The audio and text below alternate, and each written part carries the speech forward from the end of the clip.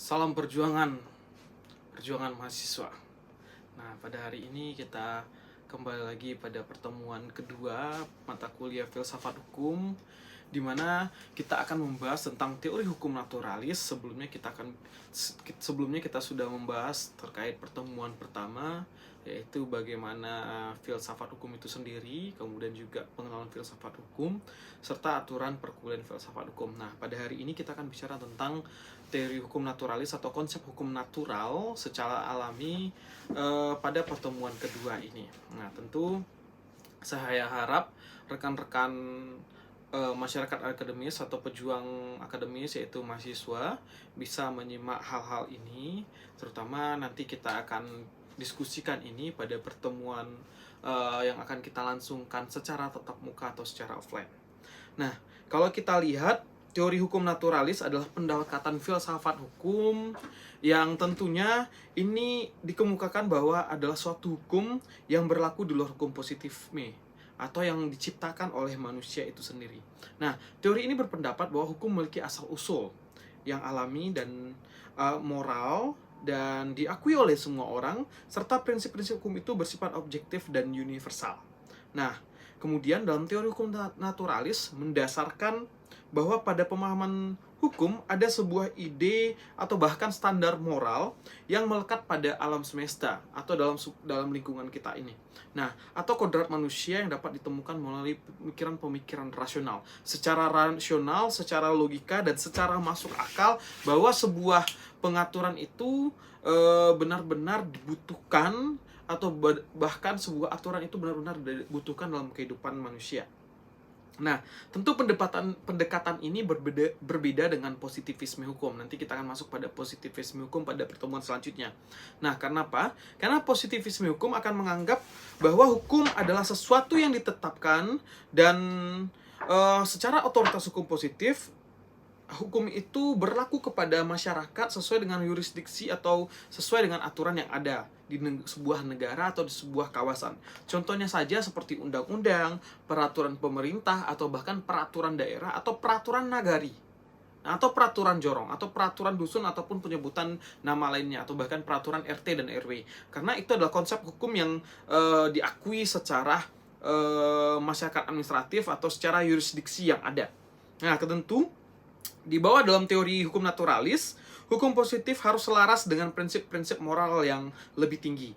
Dan jika hal apabila bertentangan dengan prinsip-prinsip tersebut, maka hukum tersebut dapat dianggap tidak sah atau bahkan tidak berlaku. Karena hukum itu tidak sesuai dengan prinsip-prinsip yang ada atau tidak sesuai dengan kebutuhan masyarakat. Nah, beberapa tokoh yang terkenal di dalam hukum naturalis ini adalah Aristoteles, kemudian Thomas Aquinas, ada juga dengan John Locke atau bahkan Socrates dan juga Hugo Grotius. Mereka masing-masing memiliki pandangan yang berbeda tentang sumber dan sifat hukum alam, tetapi semuanya setuju bahwa hukum alam adalah dasar moral yang mendasari hukum positif. Nah, coba kita lihat pandangan dari Aristoteles. Nah, Aristoteles adalah filsuf kuno yang dari Yunani atau negara Yunani itu dengan konsepnya itu politeia. Dia menjelaskan bahwa ada kontribusi besar terhadap konsep hukum alam, di mana ia mengungkapkan bahwa hukum alam adalah hukum yang tetap dan abadi yang mengikat semua orang, baik manusia ataupun dewa.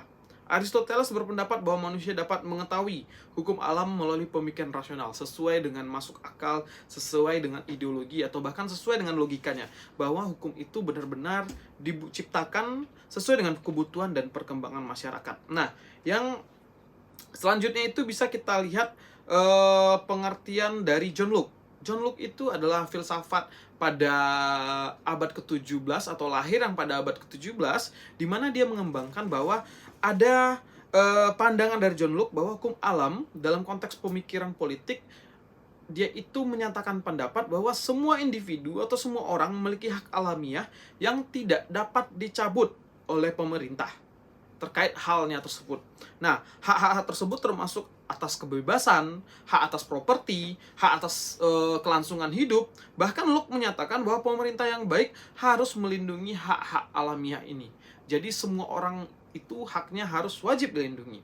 Nah, tetapi ada beberapa kritikan terhadap perkembangan atau bahkan kritikan terhadap hukum naturalis atau hukum alam ini. Nah, contohnya saja ketergantungan pada penafsiran. Karena para kritikus berpendapat bahwa konsep hukum alam terlalu tergantung pada penafsiran.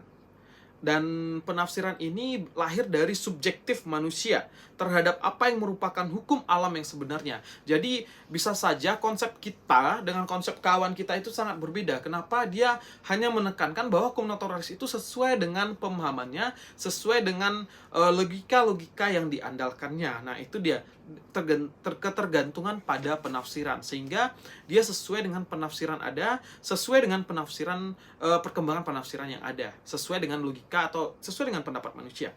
Nah, selanjutnya itu ada variabilitas pandangan.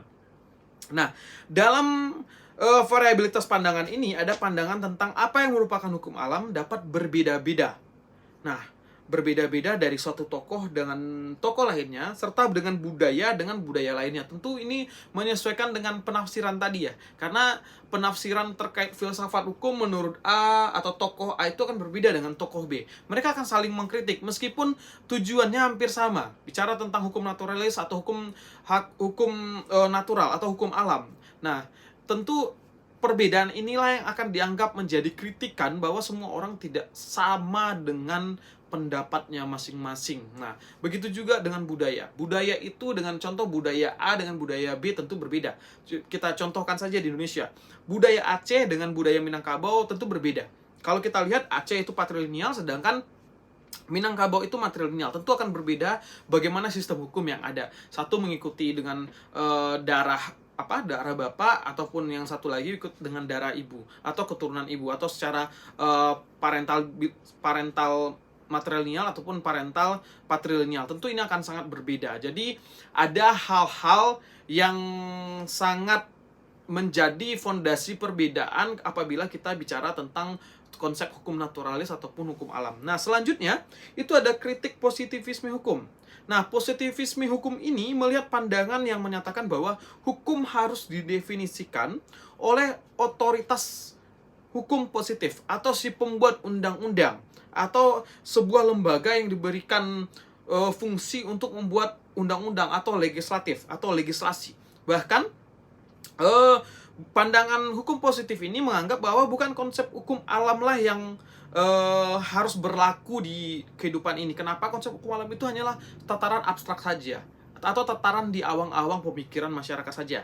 Nah, kritikus positivisme berpendapat bahwa hukum harus berdasarkan pada kenyataan daripada konsep ideal. Nah, ini akan menjadi hal yang berbeda apabila kita melihat natural dan positivisme. Tetapi yang bisa kita garis bawahi atau kita underline bahwa hukum positivisme hukum naturalis ini berangkat dari kebiasaan-kebiasaan yang ada atau kebiasaan yang sudah tertata di dalam sistem masyarakat atau di dalam organisasi masyarakat. Kenapa?